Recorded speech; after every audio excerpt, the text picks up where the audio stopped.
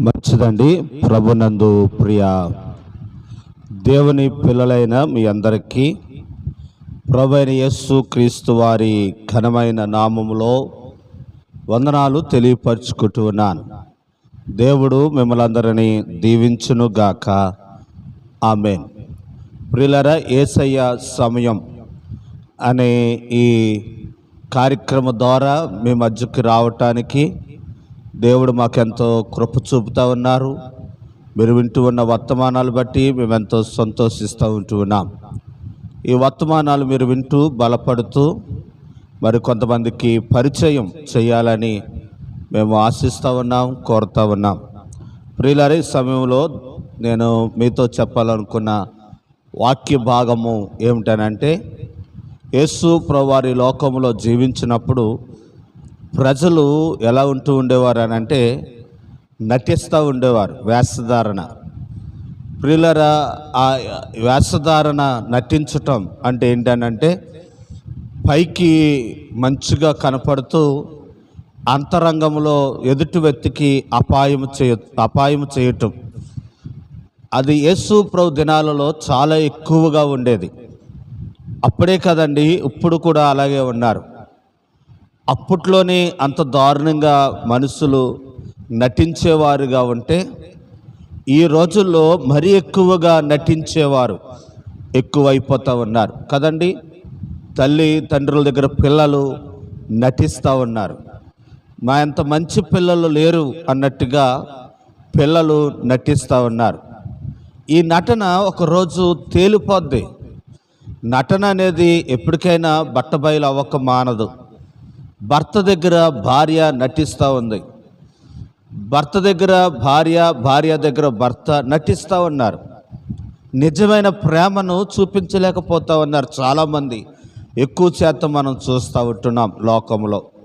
అంత మాత్రమే కాదు, నేను గురువు ఎదుట శిష్యుడు కనుక స్కూల్లో కాలేజీలో పిల్లలు, స్కూల్లో పిల్లలు మాస్టర్ ఎదుట, సార్లు ఎదుట నటిస్తూ ఉన్నారు. ఈ నటన అనేది ఎప్పటికైనా ఒకరోజు తేలిపోద్ది.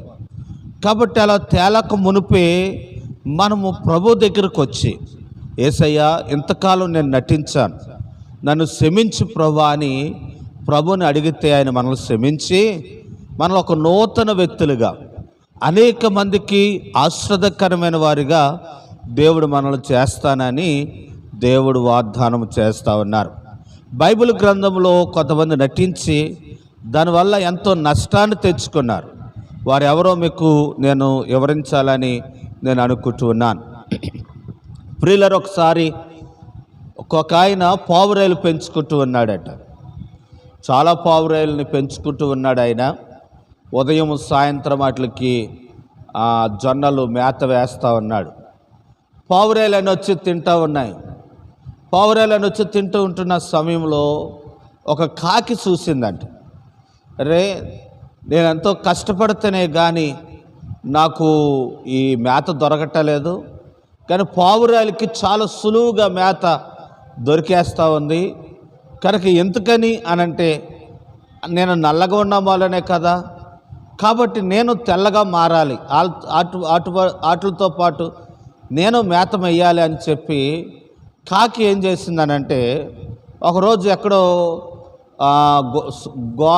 గోళ్ళకి సున్నాలు వేస్తూ ఉంటుంటే ఆ ఫెయింట్ కలుపున్న ఆ ఫెయింట్లో ములిగిందంట.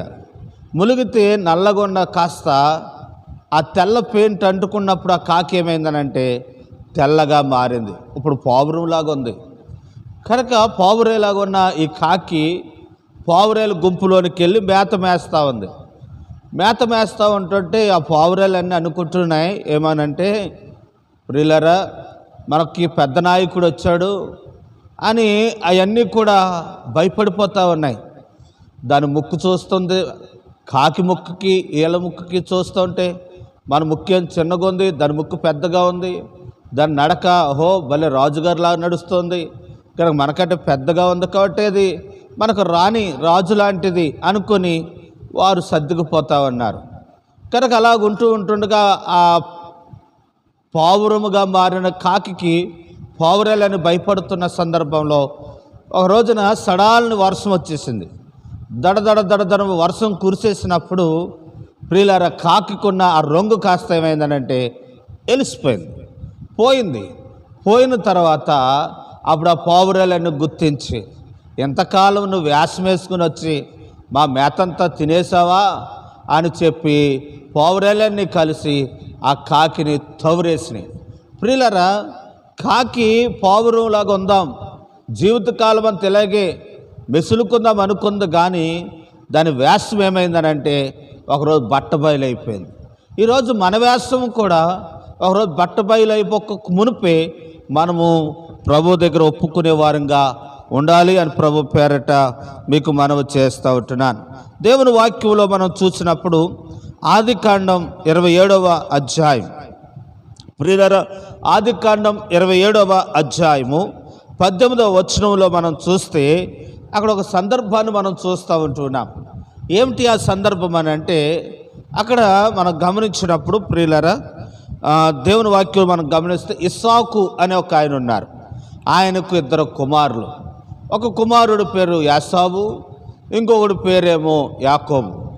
కనుక ఒక రోజున తండ్రి పెద్దోడిని కేకేసి అన్నాడు, అరే నాకు వృద్ధాప్యం వచ్చేసింది, నేను చనిపోయేలాగా ఉన్నాను, కాబట్టి నాకు ఇష్టమైన ఒక కూర నువ్వు వండుకొని తీసుకురా, నేను సమృద్ధిగా తిని నిన్ను ఆశీర్వదిస్తానురా అని చెప్తే ఆ పెద్దోడు ఏటాడటానికి అడవిలోకి వెళ్ళాడట.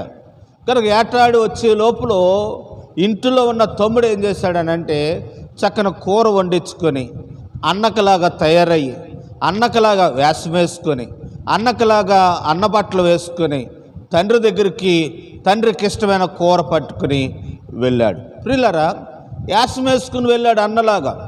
తమ్ముడు అన్నలాగా తయారై వెళ్ళాడు. తయారై వెళ్ళటాన్ని బట్టి జరిగిన విషయం ఏంటనంటే, తండ్రి అప్పటికే మందదృష్టి గలవాడిగా పెద్దవాడు అయిపోయాడు కాబట్టి కళ్ళు కనపడలేని పరిస్థితులలో ఉంటూ ఉన్నాడు. అలా ఉంటున్న ఆ తండ్రి సరిగా గుర్తుపట్టలేకపోయాడు. అయినప్పటికీ అన్నాడు, తండ్రి ఏమన్నాడంటే, ఒరే నీ స్వరము చూస్తే చిన్నోళ్ళలాగా ఉంది, యాకోబులాగా ఉంది, ఒకసారి దగ్గరికి రా అని తడువు చూస్తే యాసావులాగా ఉన్నావు, పెద్దోళ్ళలాగా ఉన్నావు అని చెప్పి మొత్తానికి అతనిని ఆశీర్వదించాడు. ప్రియులారా, అతన్ని ఆశీర్వదించిన తర్వాత అతడు మోసం చేసి సంపాదించిన ఆశీర్వాదంతో తాను వెళ్ళిపోయాడు. వెళ్ళిపోయిన తండ్రి పెద్దోడు వచ్చి నన్ను ఆశీర్వదించిన ఆయన అంటే, ఇందాక ఆశీర్వదించింది ఎవర్రా అని అంటే, కానీ నాకంటే ఇంకొకడు వచ్చాడా, ఎవడొచ్చాడనంటే నీ తమ్ముడు నీ వల్ల యాసం వేసుకుని వచ్చాడరా అంటే, ఆయన చంపాలని ప్రయత్నం చేస్తాను, ఆయన చంపేస్తాను నేను అని చెప్పి అన్న తమ్ముడిని తవ్వురుతా ఉన్నాడు. కనుక తమ్ముడు పరిగెత్తుకుపోయాడు, తప్పించుకున్నాడు. ప్రియులారా, గమనించండి, ఈ వాక్యాన్ని మనం గమనిస్తే యాకోబు అన్నకు రావాల్సిన ఆశీర్వాదం, తండ్రి ఆశీర్వాదాలు పొందుకోవాలని, ఎంతో తండ్రి చేత దీవించబడాలని యాసం వేసుకున్నాడు, కానీ ఆశీర్వాదాలు రాలేదు. కనుక ఆ యాసము పనిచేయలేదు. కానీ ఒకరోజు యాకోబు అతడు బయలుదేరి వెళుతున్నప్పుడు ప్రియులారా, కనుక వెళ్ళాడు. వెళ్ళిన తర్వాత ఆశీర్వదించబడ్డాడు. ఆశీర్వదించబడిన తర్వాత 20 సంవత్సరాలు తిరిగి వచ్చినప్పుడు తాను సంపాదించిందంతా, తాను వేషం వేసుకుని పొందిన ఆశీర్వాదాలని ఒకరోజు అన్నీ పంపివేశాడట. ప్రియులారా, తాను ఒంటరిగా నిలిచిపోయాడు. కనుక అప్పటికే అన్న అతనిని 20 సంవత్సరాల తర్వాత ఇంకా పగ సల్లారలేదు, నేను చంపటానికి వస్తున్నాడన్న మాట వినని రాగానే మొట్టమొదటిగా పనివారిని, గొర్రెలను, మేకలను, తన భార్యలను, తన పిల్లలను పంపించి ఆ రాత్రి ఒంటరిగా నిలిచిపోయాడట. నిలిచిపోయి ఆ రాత్రి తెల్లవారు ఒంటరిగా ఉన్న ఆ సమయంలో దేవుడు అతనితో ప్రత్యక్షమై యాకోబుతో దేవుడు మాట్లాడాడు. ఈ వాక్యం అంటే దేవుని బిడ్డలారా, దేవుడు కొన్న లక్షణం ఏంటంటే, ఎప్పుడు మనం ఒంటరి వారం అయిపోతామో, ఎప్పుడు మనకి సహకారులు ఉండరో, ఎప్పుడు మనకి తోడు ఉండరో, ఒంటరిగా ఉన్నప్పుడు దేవుడు మనకు తోడుగా ఉంటారు. ఈ వాక్యం అంటే దేవుని బిడ్డలారా, నీవు ఒంటరి దాన్ని అనుకుంటున్నావేమో, అమ్మా అయ్యా నువ్వు ఒంటరి వాడు అనుకుంటున్నావేమో, భయపడవద్దు. ఒంటరి వాడు పక్షంగా దేవుడు ఉంటాడు. యాకోబు రాత్రి ఒంటరి వాడైపోయాడు. రాత్రి ప్రార్థన చేస్తూ ఉన్నాడు. ఏమని ప్రార్థన చేస్తూ ఉన్నాడు అని అంటే, ప్రభువా నేను ఒంటరి వాడిని అయిపోయాను. ఇదిగో మోసం చేసి ఆశీర్వాదాలు సంపాదించాను, మోసం చేసి నేను ఇవన్నీ సంపాదించాను, కానీ నాకు అవేమీ పనిచేయలేదు నాయన. అవేమీ నన్ను రక్షించలేవు, అవేమీ నన్ను కాపాడలేవు. కాబట్టి ఈరోజు నీ సహాయాన్ని కోరుకుంటున్నాను అని ఆ రాత్రి ప్రార్థన చేయగా దేవుడు అతనిని దర్శించాడు. దేవుని దూతగా దేవుని దూత వారి దగ్గరకు వచ్చి యాకోబు దగ్గరకు వచ్చినప్పుడు, యాకోబును దర్శించినప్పుడు యాకోబు దేవుని దూతను పట్టుకొని ఆ రాత్రి ఏడ్చుతున్నాడట, కన్నీరు కారుస్తున్నాడట, పశ్చాత్తాపడుతున్నాడట. నేను వ్యాసం వేసుకుని సంపాదించింది ఏది నాకు పనిచేయలేదండి అని దేవుని దగ్గర మొరపెట్టినప్పుడు ప్రియులారా, దేవుడు ఆ రాత్రి దూత ద్వారా మాట్లాడుతున్నాడు. నీ పేరేంటి అని చెప్పినప్పుడు తన పేరు నిజ స్వరూపాన్ని యాకోబు అని చెప్పాడు. ఇదే యాకోబు ఒకప్పుడు తండ్రికి ఆశమేసుకుని వెళ్ళి చెప్పాడు, మోసం చేస్తాడు కదండి.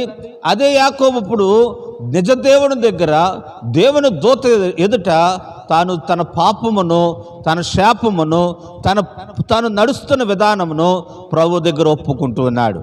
ఒప్పుకున్నప్పుడు తనను దేవుడు కనుక అడుగుతా ఉన్నాడు. యాకోబు ఏమనంటే, నువ్వు నన్ను ఆశీర్వదిస్తేనే కానీ నన్ను దాటిపోవద్దని దేవుని దగ్గర మొరపెట్టినప్పుడు అప్పుడు దేవుడు నీ పేరేంటి అని చెప్పిన తర్వాత, యాకోబు అని చెప్పిన తర్వాత అప్పుడు అతనికి ఇశ్రాయేలు అని పేరు పెట్టాడు.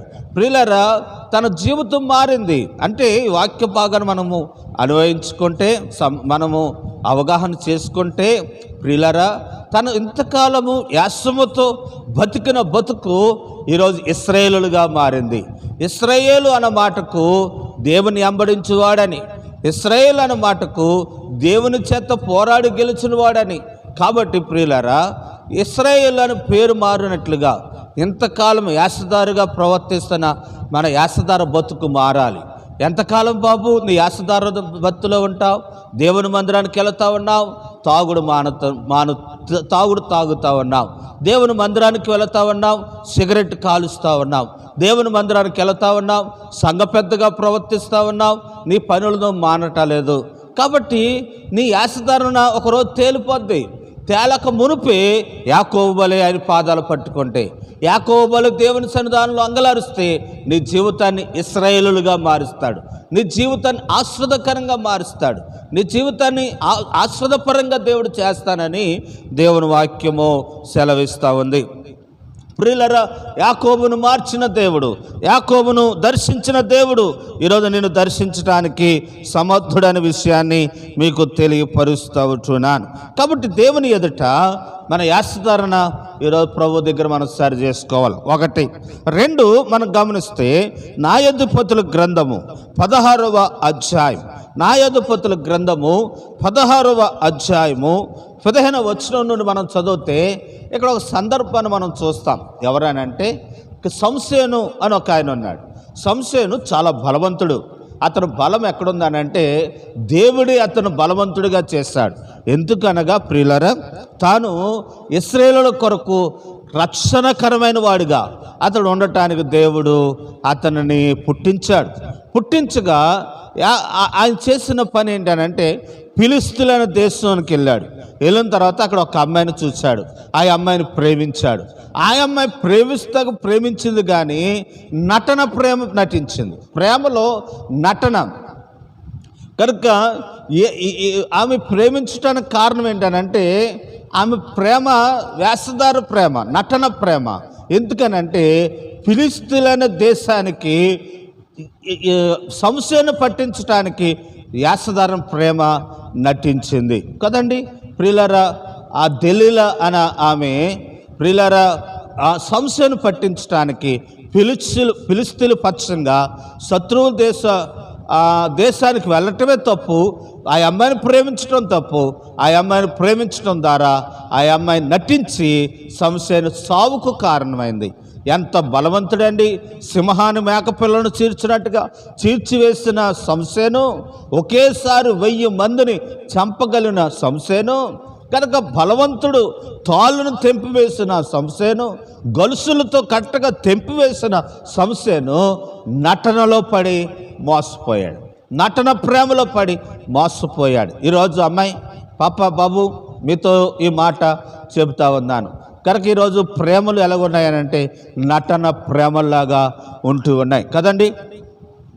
ఈరోజు ఎవరు చూసినా ఎక్కడ చూసినా కనుక నటన ప్రేమ. ఒకప్పుడు ఎవరైనా ప్రేమించుకుంటే ప్రేమ కొరకు చచ్చిపోయేవారండి. ఆ అమ్మాయి దక్కలేదని, ఆ అబ్బాయి దక్కలేదని. ఇప్పుడు అటువంటి చచ్చిపోయినంత ప్రేమలు ఏమి లేవు. ఇప్పుడు ప్రేమలు ఎలాగంటే కనుక నటించే ప్రేమలు ఎక్కువైపోయినాయి. వీడు ఒక అమ్మాయిని ప్రేమిస్తూనే ఇంకొక అమ్మాయిని ప్రేమిస్తూ ఉన్నాడు. ఈ అమ్మాయి ఒకరు ప్రేమిస్తూనే ఇంకొకరు ప్రేమిస్తూ ఉంటుంది. కనుక వీడి దగ్గర నటన, వారి దగ్గర నటన. కాబట్టి ఈరోజు ఆలోచించండి, అటువంటి నటనలో మనం ఉండకూడదు. కనుక ఆ నటన ఒకరోజు తేలిపోద్ది. తేలిపోయినప్పుడు మనము అవమాన పాలవుతాం, హేళన పాలవుతాం, శిక్షకు పాత్రం అవుతాం. కాబట్టి ప్రేమను నటించొద్దు. ప్రేమించవలసి వస్తే నిజమైన ప్రేమను మనం ప్రేమించాలి. బైబిల్ గ్రంథంలో యేసు ప్రభువు వారు ప్రేమించారు. ఆయన ప్రేమించినట్టుగా మరి ఎవరునూ ప్రేమించలేదు. ఆయన నిజమైన ప్రేమ. ఆయనలో స్వార్థము లేదు, ఆ ప్రేమలో కలంకము లేదు, ఆ ప్రేమలో లాభం ఆశించలేదు. ఆ ప్రేమ మరణము వరకు మనల్ని ప్రేమించింది. మన పాపములో ఉండి చనిపోతే నరకానికి వెళ్ళిపోతామని ఆ ప్రభువే మనల్ని ప్రేమించి, పాపులైన మనల్ని ప్రేమించి పరలోక రాజ్య వారసులుగా దేవుడు మనల్ని చేశారు. ఆయన ప్రేమ అమూల్యమైనది. అమ్మా, ఆయన నిజమైన ప్రేమను గుర్తిస్తావా బాబు? ఆయన నిజమైన ప్రేమను గుర్తిస్తావా? నీ కొరకు ప్రాణం పెట్టిన ప్రభు ప్రేమను గుర్తించి ఆయన దగ్గరకు వస్తే ఈరోజు నీ జీవితం ధన్యమవుతుందనే విషయాన్ని మీకు తెలియపరుస్తూ ఉంటున్నాను. తర్వాత మనం బైబిల్ గ్రంథంలో చూస్తే ప్రియులారా, దేవుని వాక్యంలో మనం గమనిస్తే మరొక సందర్భాన్ని మనం చూస్తూ ఉంటున్నాం. ఏమిటి ఆ ప్రేమ అంటే, ఇంకొక నటన గురించి మీకు జ్ఞాపకము చేయాలనేది నేను కోరుకుంటున్నాను. సౌలు అనే ఒక రాజు ఉన్నాడు. సౌలు అనే రాజు ఆ రోజుల్లో గొలియాత్ అనేవాడు వచ్చినప్పుడు భయపడిపోతే, ఆ రోజుల్లో చిన్న బాలుడైన దావీదు గొలియాతును జయించిన తర్వాత ఎప్పుడైతే ఊరు వారు దావీదు ఆ గొలియాతు తలకాయ పట్టుకుని వస్తూ ఉంటుంటే ఊరు వారందరూ పొగుడుతూ ఉన్నారట. ఏమనంటే, సౌలేమో 1000 కొలది, దావీదుకేమో 10,000 కొలది జయము జయము జయమని ప్రకటన చేస్తూ ఉన్నారట. అలా ప్రకటన చేస్తూ ఉంటుంటే అప్పటికే రాజుగా ఉన్న సౌలుకి అసూయ పుట్టింది. ఏమనంటే, నేను రాజును కదా, నేను రాజునైనప్పుడు నన్ను పొగడటం మానేసి వాడిని పొగుడుతున్నారా అని అసూయ బుద్ధి పుట్టి అసలు దావీదునే లేకుండా చెయ్యాలి అని చెప్పి కనుక ఆ రోజు నుండి యాసధారణ నటిస్తూ ఉన్నాడట. దావీదు పట్ల ప్రేమ చూపుతూ, దావీదు పట్ల జాలు చూపుతూనే దావీదును చంపాలని ప్రయత్నం చేస్తూ ఉన్నాడు. బాబు భోజనం చేయి అని చెప్పి వేట విసిరేసేవాడట. టీ తాగని చెప్పి అతను చంపటానికి ప్రయత్నం చేసేవాడట. టీ తాగమంటాం యాసధారణ, మనసులోది ఏంటనంటే చంపాలని. కాబట్టి ఈరోజు దేవుని వాక్యం దేవుని బిడ్డలారా, ఒక రోజున సౌలే తన కత్తి మీద తాను పడి చనిపోవలసిన పరిస్థితి వచ్చింది. కాబట్టి ఈరోజు దేవుని వాక్యం దేవుని బిడ్డలారా, ఈరోజు నీవు నటిస్తే ఒకరోజు నీకు ఆ పరిస్థితి వస్తుంది. ఆ పరిస్థితి రాక మునిపే మనం దేవుని దగ్గర క్షమాపణ అడిగి ఆ నటనను విడిచిపెట్టాలి. ఈరోజు దైవజనుల పట్ల నటిస్తూ ఉన్నారు కొంతమంది కదండి. ఎదురుగుండానేమో అయ్యగారండి అంటారు, వెనకాల కనుక అయ్యగారికి గోతులు తీసేవారిని ఈరోజు చూస్తూ ఉంటున్నాం. ప్రియులారా, ఇది రాబోయే రోజుల్లో మీకు శాపంగా మారుతుంది. రాబోయే రోజుల్లో ఇది మీకు కనుక నష్టముగా మారుతుంది. కాబట్టి ఈరోజు ఆలోచించండి, సరిచేయబడండి, కనుక పశ్చాత్తాపడండి.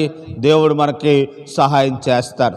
ఏ విషయంలో మనం నటిస్తున్నాం, ఏ విషయంలో యాసదారుగా ఉన్నాం అన్న విషయాలు ప్రభు గ్రంథంలో మనం చూసినప్పుడు మనము సరిచేయబడి వారుగా ఉంటే కనుక దేవుడు తప్పనిసరి దేవుడు మనకు సహాయాన్ని చేస్తారు అనే విషయాన్ని మీకు తెలియపరుస్తూ ఉంటున్నానండి.